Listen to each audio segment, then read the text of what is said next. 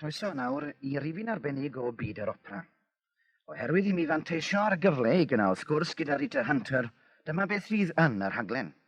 Welcome to a special edition of Byd yr Opera, when Rita Hunter joined forces with the Welsh National Opera to bring Turandot to Swansea's Grand Theatre. I took advantage of the opportunity to speak to one of the more lovely, funny, charming and warm personalities in opera. But first, let's remind ourselves of Rita Hunter's singing voice. Here she is in a famous recording of Wagner's Twilight of the Gods. Here, in the prelude to the opera, she of course sings Brünnhilde. Alberto Remedios sings Siegfried. The scene is the same as at the close of the Valkyrie. Dawn. The red glow of sunrise grows. The firelight from below grows fainter. Sunrise. Broad daylight. Siegfried and Brünnhilde enter from the cave. He is fully armed. She leads a horse by the bridle.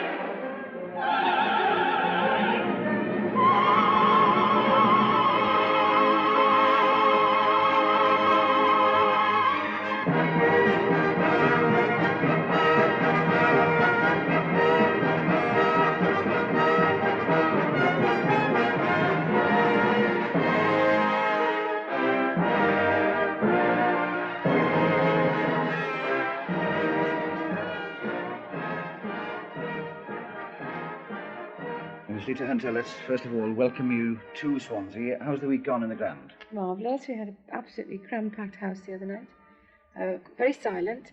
And I was told, I was warned that silence doesn't mean disapproval, not in Swansea. It means intense concentration, which it did most certainly, you know. Well, certainly, from my experience of being in the opera in the Grand, I can confirm that. Silence is the greatest compliment. Yes, indeed. You can hear them talking to each other, swapping gossip from the valley if they are disapproving. One gets a bit of sort of playback from the audience, as I've found in every theatre that we've done Turandot in, is my entrance, which is done to very quiet music and eventually to nothing. And obviously, Turandot is the title role, and a lot of people go to see maybe whoever is singing Turandot, and they have to wait an interminable long time for Turandot to appear. She doesn't actually appear until the middle of Act 2. And you do get, on my entrance, a lot of sort of, oh, yes. And you know that people are saying, here she is, and if they've got children with them, the mother is saying, that's her, that's the one we've been waiting to see, you see. And you do sort of have this sort of rustling and whistling when I come on. Do you enjoy that? Yeah, it's marvellous, because I know what's going on, you see. It's the sort of thing I would do if I was out front with my little girl. I would say, that's Turandot, you know. Do you enjoy singing Turandot, in fact? Very much indeed, yes, very much. Yes, I do. It's Robert Thomas, a famous Welsh tenor, rang me up on the first night in Cardiff, and he said, hello, Bach. I said, hello, Robert, and he said, I just want to tell you it's the shortest art sing in the business. I said, thanks very much for cheering me up. And of course it is. It's very concentrated singing in a very short space of time. It's very difficult, and it lies in the difficult part of the voice. But it's great fun to do.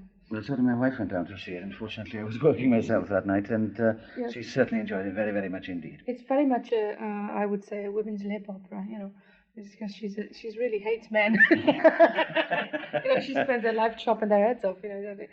Do you get in certain theatres? You mentioned that it was quiet in the Grand, but let's say in an opera where you come to a rather well-known aria or a chorus, Nessun, Dorma in this particular, do you get the hummers? Can you hear them? Well, no, not exactly the hummers, but you sense the sort of satisfaction from the, oh, this is it, oh, we're waiting for Nessun Dorma all night. And you can sense that.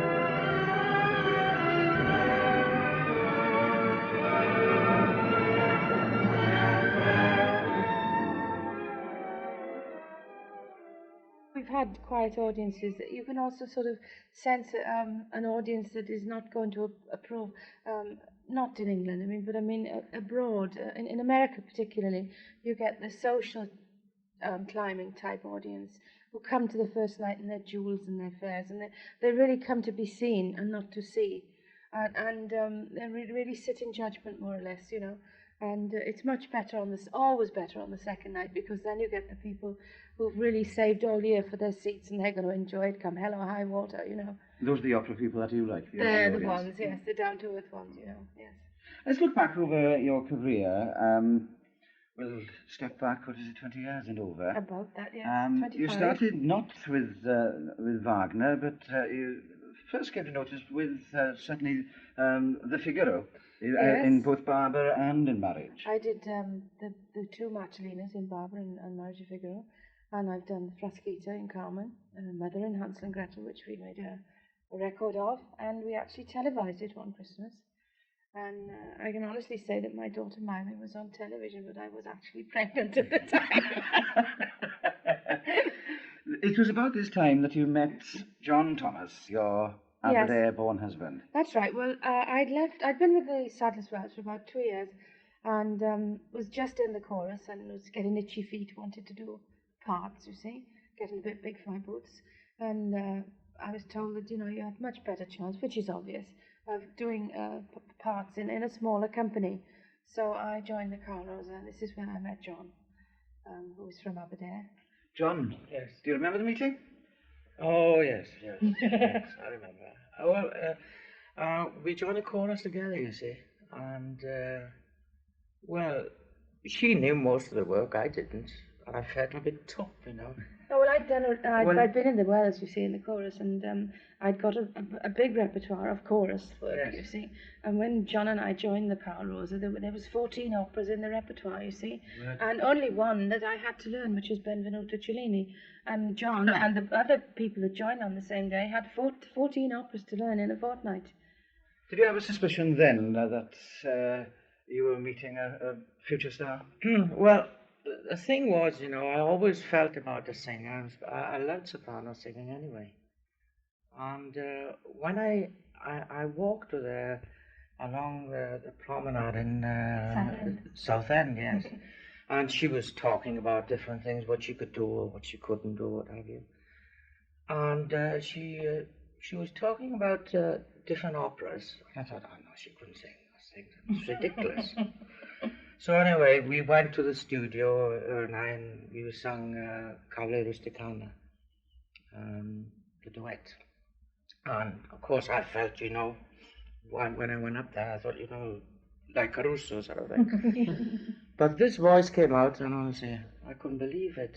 It was absolutely fantastic, Actually, even in those days. Got a bit So, peeved, didn't it? And Yeah, he said, can you exactly. sing the aria from Masport? I said, yes. yeah. He said, can you sing the Trovatore? I said, yes. You know, can you sing this? Yes. He said, you can't possibly sing them all. He said, you're just being a big head. So, you know, I thought, well, right, I got a big-headed Welshman here. I'm going to fix you, mate. I went over to the pianist, and I sang them all, and I made this fellow wait and listen to them all, you see. And he just, his face dropped, and he walked out. I don't think he spoke to me for about a week. Yes, and then that's true. That's true. I couldn't believe it, you see. He thought I was just being big-headed. And because I used to go to the opera quite a lot, and I used to go up to Cardiff, to London. It was, I think he nearly got thrown out the new theatre, Cardiff. Oh, yes. And the Italian opera yes, company that yes, he came, right. because they were having a sort of a quiet night, the audience, and I remember John told me that he actually went down to the front of the orchestra stalls and nearly did a handstand. Said, bravo, come on, you buggers, clap, clap! You know, he's so sort of incensed about his opera, and he couldn't believe that these people had come all the way from Italy, and these people were just sat on their hands and not clapping, you know. I think they nearly threw him out. You know. Just Tosca, as a matter of fact, when I went along to see. And this fellow sang Lucifella Stella 3 times, because everyone was clapping so much. Yeah. And the last time he sang it, because he usually sits on a chair, but the last one he sang it, he came to the front, because he expected to be fed up by then. He sang it for the last time. But at least he was very happy. It's poetic justice now, you see, because when he's out front now, he can't clap, you see, because he also, oh, it's her husband. That's right. So he doesn't clap, he doesn't cheer, he doesn't do anything, you know.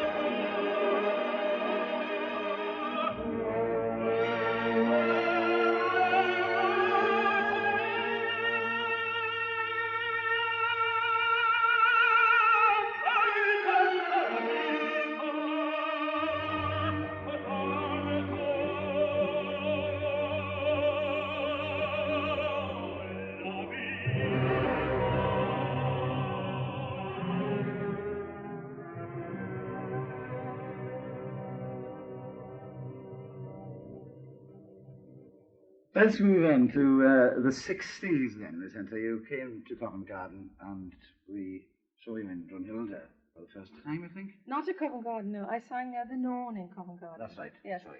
And that was a shorty.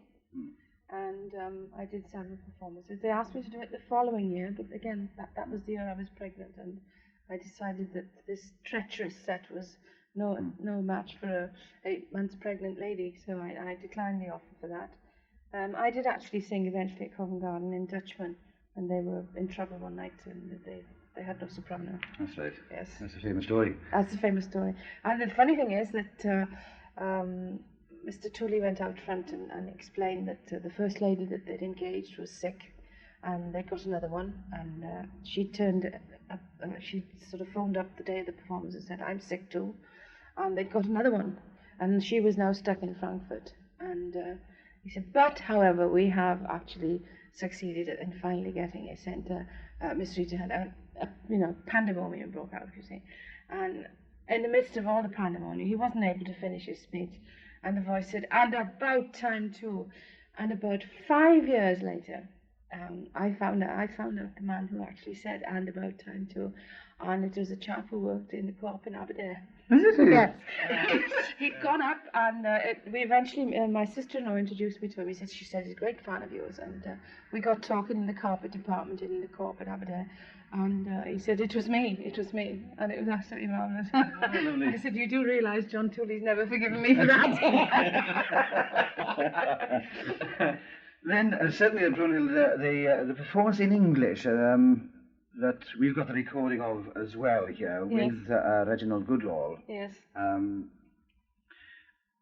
Is Wagner more attractive to you than any other composer? Not really, no, no. My first love is Italian opera, I must say. But over the past 10 years, and I've only just realized it has been 10 years, I've done Wagner almost to the exclusion of everything else. I've done a few caves, a couple of Don Giovannis, you know, and some Trovatoris, but very little Italian opera. Because basically, when I first came to the Ring in English, the only Brünnhilde going round the world singing it was Birgit Nilsson. And the world suddenly discovered that there was another Brünnhilde, which was me, which was very nice. It was wonderful because the international career took off and began. But then I discovered that once they'd got a Brünnhilde, they wouldn't let her do anything else. And I had great problems with management. You know, when at the end of a season, one would go and see the director and say, well, what about next year? And they'd say, well, we'd like you to come back and do Valkyrie, which is what happened at the Metropolitan. And I said, oh, isn't there anything else, you know? And they said, eventually they gave me some Santuzzas to do. And then the next year it was like you to come back and do Götterdämmerung. I said, yeah, that's great, you know. But and then they offered me the Aida and Norma, which was wonderful. But I found that I really had to fight to get the Italian opera because the Brünnhildes in those days were quite scarce. But there's quite a few of them around now, and English ladies too, which is marvellous. So there is such a thing as operatic typecasting, you know? Oh, very much so. I wasn't aware of it at the time, you see, but I realised after about 3 years that all I'd done for 3 years was Wagner.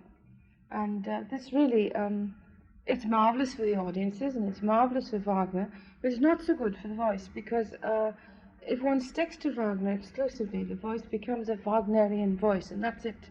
And my voice is an Italian type soprano, and it has a lot of flexibility. I mean, I actually trained as a coloratura, and I like to think I've retained this flexibility of my early youth. And if you do Wagner to the exclusion of everything else, you do lose that flexibility, and eventually you're going to lose your Italian opera because you find that the voice can't cope with the Italian style. Have you any special attributes you think that made people sort of connect you now that this is the person for Brünnhilde?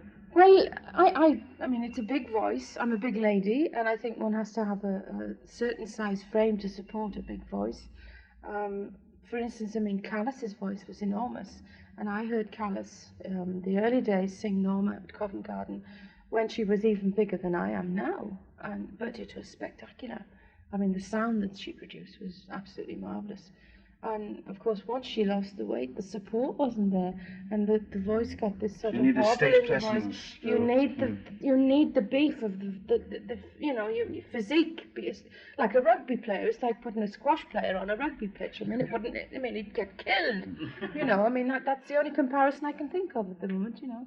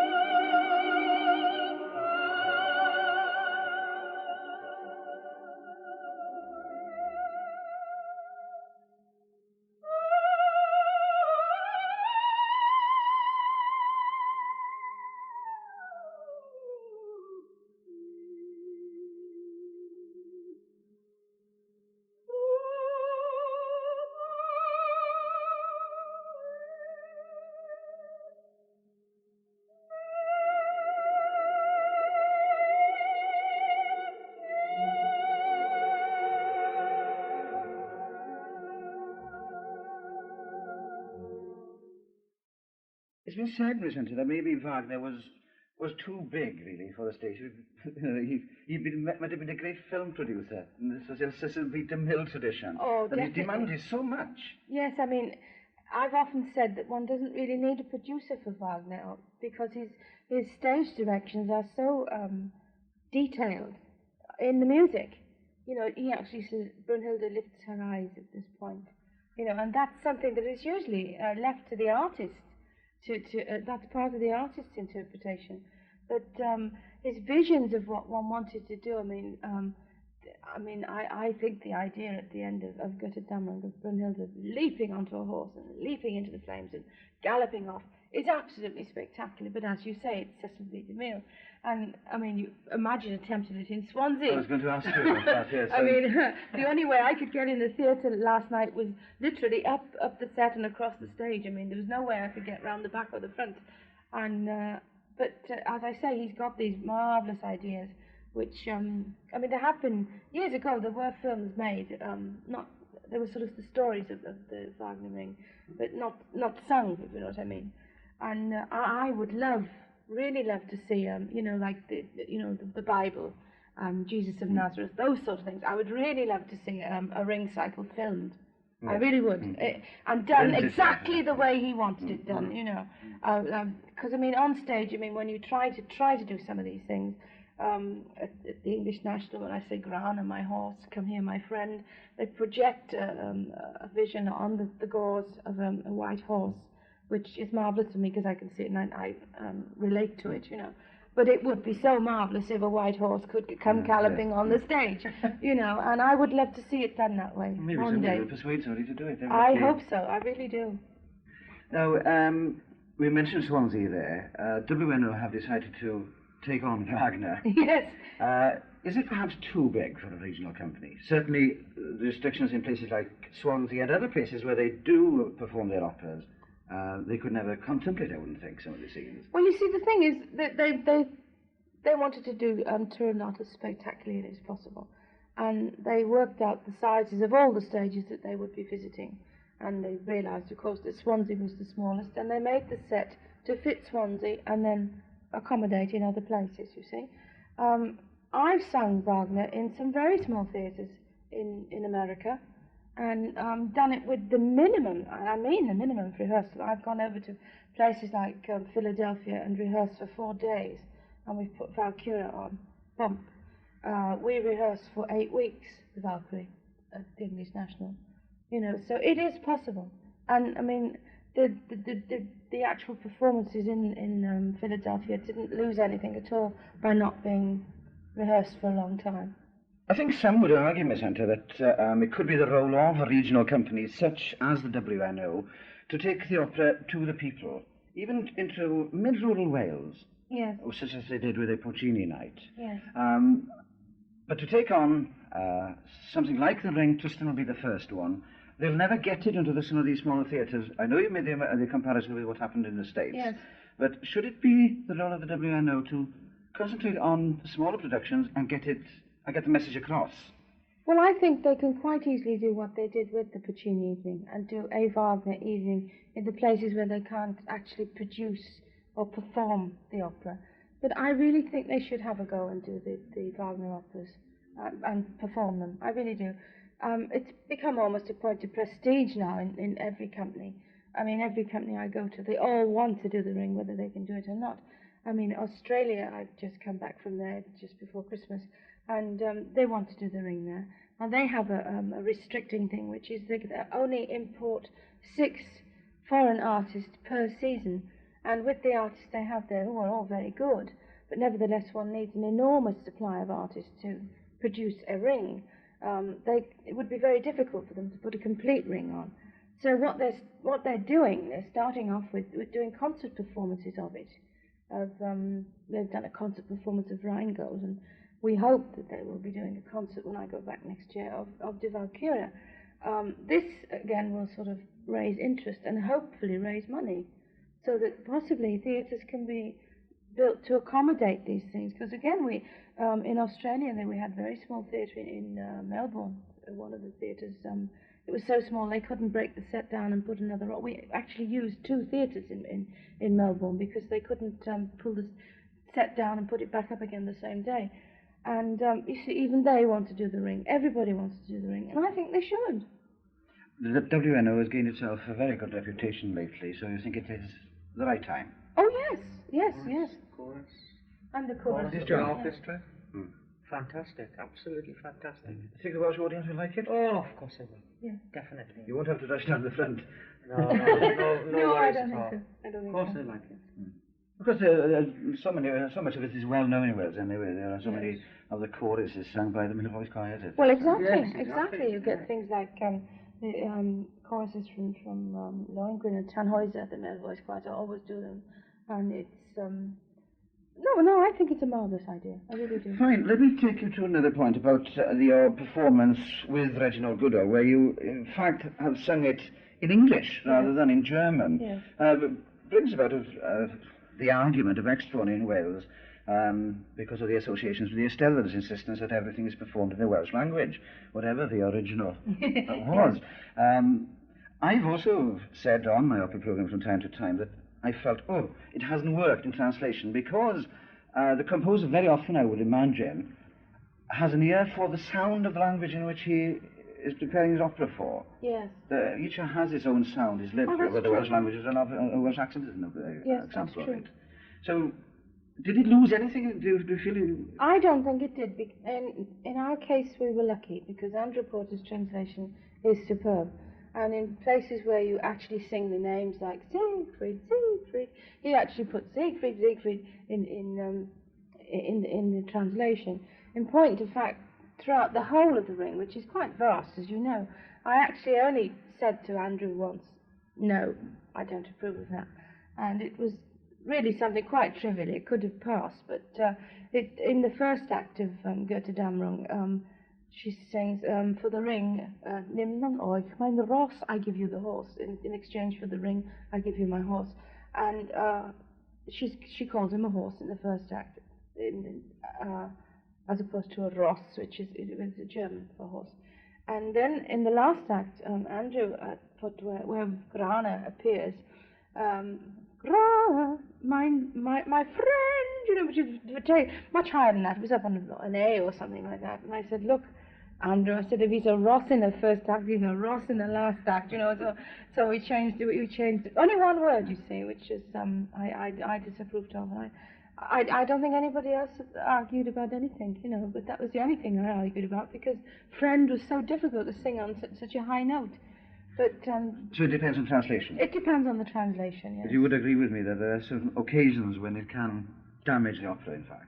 Well, I think the Welsh language is so marvellous that I would think that probably to hear something really Welsh, for instance, I mean, my favourite male voice choir thing is Mervanwy. Is it really? Oh, I love it. I mean, I go cold all over when I hear it. And to think of that being sung in English, now, to me, that would be sacrilege. Yeah. You know, there's no way that you could translate that. Whether it's been done in English or not, I don't know, but there are things that... Yes, I believe there is in English. I forgot what it's called. It's something absolutely ridiculous. It sounds awful. Yes, quite. But that sort of thing, as I say, it lends itself so much to the Welsh language. What's your opinion on that, John? Of this business of translation? Well, I agree. Exactly what Rita says. Exactly, because we talk about it all the time, you see. So what she's saying now is exactly what we talk about. Surprisingly few operas written in Welsh. Yes, that is true. However, Blodwen's about the only one I can think of. Blodwen, Yes. Now, there are scenes, of course, there are areas of Welsh life which would adapt themselves very well, I would think. Well, I think the Dylan Thomas things would be marvellous. Yeah, well... If somebody would do the Dylan Thomas things in it as an opera, it would absolutely sound superb. Wonderful. Yes, so Dr. William Price, the one who reintroduced the burning of bodies instead of burial. Yes. A wonderful character. There's one of the scenes there. Yeah, quite. And Wagner could have got a town on that one. In fact, I had a conversation with John Morgan, who wrote the librettos for some of the television operas performed by Sir Geraint, Murder the Magician, etc. And he is trying to write one about Mabon, which is a politically based story, but he can't persuade any composers in Wales to take it on. They don't like the political situation, which I find strange. After all, we've seen the flutes in town this week. Yes. You know, that certainly is a political opera, and so many quite. of them were. Yes, Right, of course. right. Well, I mean, let's face it, even Mass Ball was political. Yes, all I mean, very, the altering from setting it in Sweden to, you know, the murdering of the king, to setting it in Boston, where it was, you know, because it was so politically inflammable, Verdi had to alter the names of the characters, you know. But nevertheless, I mean, it happened, it came about, you know.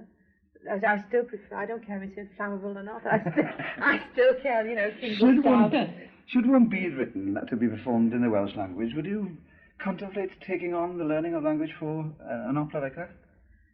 From what you've heard from John and I probably would, but I'd have a dog's life. Would you? Oh, can you imagine this one there? Me trying to pick out the Welsh language? Oh. I mean, this is a man who sits and listens to Greta Damron, which is 6 hours singing, you know. And we came home one night when we were living in Norfolk, and I said, went well tonight, didn't it? And he said, you know. I said, oh. Well, I said, they stood and cheered at the end. He says, And this sort of went on, you know, for about 20 minutes. I thought, oh, God, we're in for it, you know. And he actually, in the end, I said, well, what was wrong then, you know? He said, well, there was one note in Act 2. I said, you were going to criticize me for one note in Act 2 out of 6 hours singing? So can you imagine what I'd have to go through 20 minutes? Do you think you could do it, John? Yes, definitely. What about, I can ask you as a teacher, a point that Sir Geraint have heard make, that when you perform an opera in a second language or a third language or whatever order you've learnt them in, that if you have a situation which may be, in terms of what we've been speaking about, yes. a Welsh opera, let's make one up, and if it was set in Anglesey, you'd have to learn to speak in the Anglesey fashion, wouldn't you? Yes, You know? yes. Do you have to teach them to speak not just Italian or German, but a specific style of language, or sing rather than? Well, it's vowels more or less. You've got to teach. They teach themselves that. You see, you must teach them how to produce a sound. That's all. You know. You usually find a Welshman in particular when they speak out of the vowels again. They speak and they sing automatically with the vowels. Nice. And the Italian is very yes, close to the Welshman. yes, exactly. Yeah. And it's up to them then, but then you get the cream, and it's like the cream of Welsh. You know, it's very, very difficult. Well, of course, when you sing a Neapolitan song, and then you sing the Italian opera, well, that's different, you see. Like from the south of Italy and the north of Italy. It's entirely different, but they've got to do that themselves. I'm not going to go through that nonsense. You've had this experience, of course. You had to adapt yourself to the German, especially. Yes. Italian. Well, I did Oriente in German, and we recorded it in Dresden. And for a start, we had to go through Berlin and through Checkpoint Charlie. We had all this.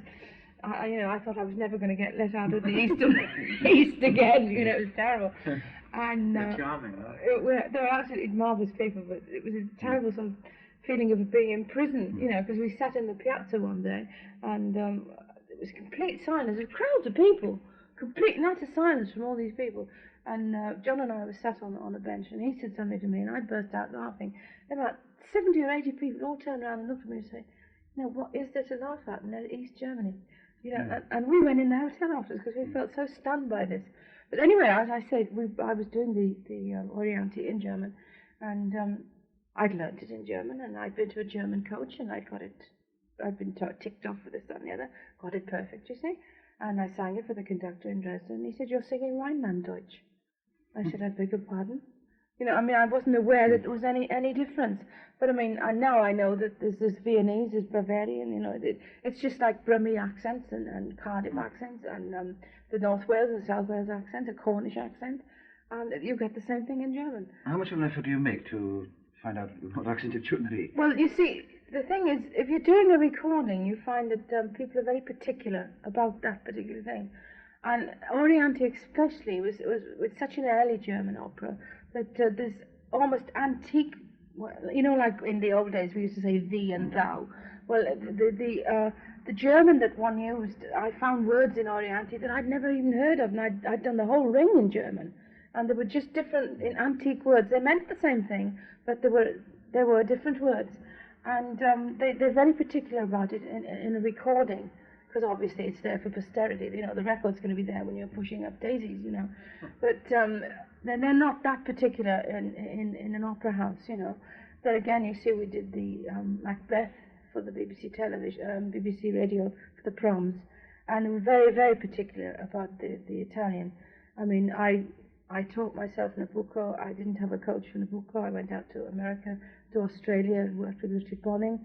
No complaints whatsoever, but I expect if it had been done for BBC radio, we would have had Gwyn from Cardiff, you know, teaching us the terrore, not terror, terrore, you know, and it would have to be absolutely spot on, you see, because I mean, you're putting something down on tape and on record, which people will refer to, which I do, you see. Yeah. I mean, when I learn a role, I buy a record and I get my husband to tape the bits that the soprano sings. I don't specifically take the interpretation, but I learn the notation and the vowels and the pronunciation. So therefore, it has to be, because in years to come, there's going to be somebody like me sitting listening to my Macbeth, learning Lady Macbeth, and it's got to be accurate, and that's one can understand. So there's never been an occasion when Brünnhilde has had a touch of the Wallasey about her? No. It was true. No. Well, Brünnhilde, thank you very much indeed for the smashing conversation, and do hurry back to Swansea very, very soon indeed. Hope so. Thank you very much.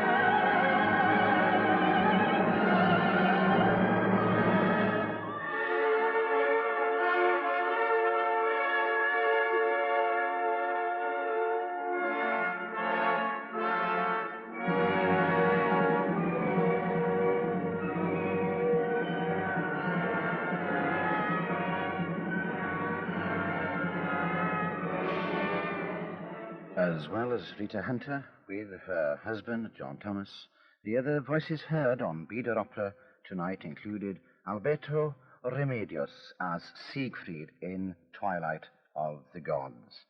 Alberto sang Nessun Dorma from Turandot. Carlo Bergonzi sang a lucevan le stelle from Tosca. And Maria Callas sang Casta Diva from Norma.